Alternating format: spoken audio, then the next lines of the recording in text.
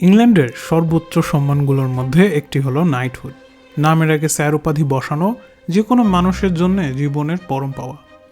কিন্তু ইতিহাসে এমন একজন মানুষ ছিলেন যিনি একবার নয় পুরো 5 বার এই সম্মান প্রত্যাখ্যান করেছিলেন। পেশায় একজন সাধারণ রেন্ট কালেক্টর, যিনি দিনে বাড়ি বাড়ি গিয়ে ভাড়া আদায় করতেন আর রাতে ক্যানভাসে ফুটিয়ে তুলতেন এক অন্যরকম জগৎ। ব্রিটিশ এই উপাধি সবচেয়ে বেশিবার রিজেক্ট করার রেকর্ডটিও আজ তার দখলে। তিনি লরেন্স স্টিফেন লাউরি। তবে শুধু এই রেকর্ড দিয়ে তাকে চেনা যাবে না, তাকে চিনতে হবে তার ক্যানভাস দেখে। এ প্রসেশন, কামিং ফ্রম দি মিল কিংবা গোয়িং টু দি ম্যাচের মতো কালজয়ী সব কাজ তাকে ব্রিটিশ আর্ট হিস্ট্রিতে অমর করে রেখেছে। তার প্রতিটি ছবি যেন এক একটি জানলা, যা দিয়ে তাকালে দেখা যায় ধোঁয়াটে চিমনি, বিশাল ফ্যাক্টরি আর হাজার হাজার মানুষের ভিড়। রেন্ট কালেক্টর হয়েও তিনি কিভাবে শিল্পায়নের এই ধূসর বাস্তবতাকে শিল্পের সর্বোচ্চ পর্যায়ে নিয়ে গেলেন, আজ আমরা সেই গল্পই শুনব।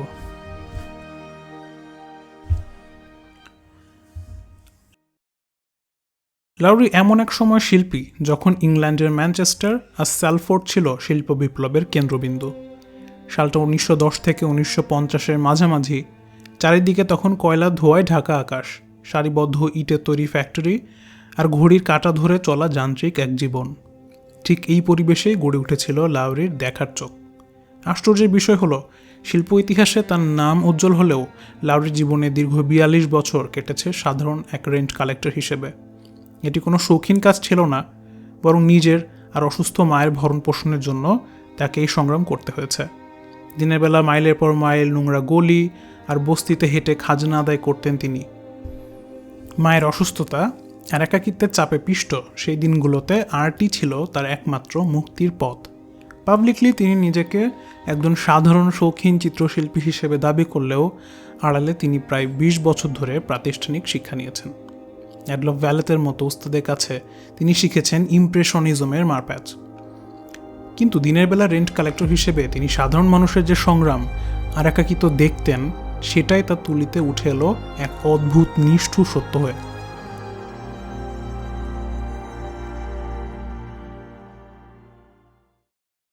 বিশ শতাব্দীর প্রথমার্ধে ল্যাঙ্কশায়ার এবং ম্যানচেস্টার ছিল বিশ্বের শিল্প বিপ্লবের প্রাণকেন্দ্র।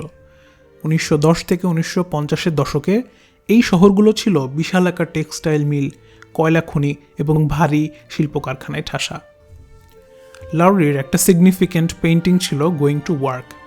1943 সালের এই কাজে দেখা যায় ভোরের আবছা আলোয় শত শত মানুষ কারখানার বিশাল গেটের দিকে এগিয়ে চলছে।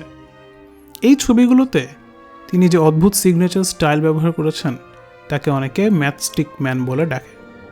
দেশলাই কাঠির মতো সরল অবয়ব, মুখে বিশেষ কোনো অভিব্যক্তি নেই, তাতে লুকিয়ে আছে এক গভীর সামাজিক দর্শন।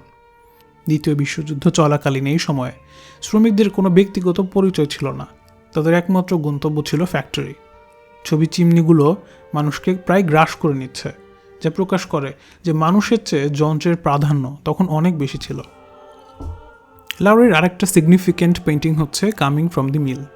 1930 সালের এই শ্রেষ্ঠ শিল্পকর্মটি শিল্প বিপ্লবোত্তর ইংল্যান্ডের এক নিরেট বাস্তব চিত্র। ছবির একদম উপরের অংশে তাকালে নজরে আসে দানবীয় সব ফ্যাক্টরি, যার চিমনি থেকে অনবরত নির্গত হওয়া কালো ধোঁয়া পুরো আকাশকে ঢেকে রেখেছে। 1930-এর সেই চরম অর্থনৈতিক মন্দার সময়ে এই দানবীয় ফ্যাক্টরিগুলোই ছিল সাধারণ মানুষের রুজিরুটির একমাত্র উৎস। ছবির নিচের অংশে দেখা যায় ফ্যাক্টরি থেকে কাজ শেষে ফিরতে থাকা শত শত মানুষের এক বিশাল স্রোত। এই মানুষগুলোর হাঁটার ভঙ্গির দিকে লক্ষ্য করলে এক গভীর ক্লান্তি চোখে পড়ে। প্রত্যেকের মাথা এবং কাঁধ সামনের দিকে সামান্য ঝুঁকে আছে, যা সারাদিনের হাড় ভাঙা খাটুনির পর শরীরের বিধ্বস্ত অবস্থাকে প্রকাশ করে। লাউরি এখানে কোনো নির্দিষ্ট মানুষের মুখায়ব ফুটিয়ে তোলেননি। কোনো বিশেষ অভিব্যক্তি ছাড়াই তারা যেন এক একটি ছায়ার মতো হেঁটে চলছে। এই মানুষগুলো কোনো ব্যক্তি নয়, বরং পুঁজিবাদী ব্যবস্থার এক বিশাল যন্ত্রের পরিচয়হীন এক একটি অংশ। এখানে রঙের ব্যবহার অত্যন্ত পরিমিত এবং সুশৃঙ্খল। লাউরি মাত্র 5টি বিশেষ রং ব্যবহার করতেন: ivory black, vermilion, Prussian blue, yellow ochre and flake white. Lancashire বা স্যালফোর্ডের মতো শিল্প শহরগুলোতে তখন কয়লার ধুলোয় সব কিছুই ধূসর হয়ে থাকত। মানুষের কাপড় থেকে শুরু করে দেওয়াল, কোথাও উজ্জ্বল কোনো রঙের অস্তিত্ব ছিল না।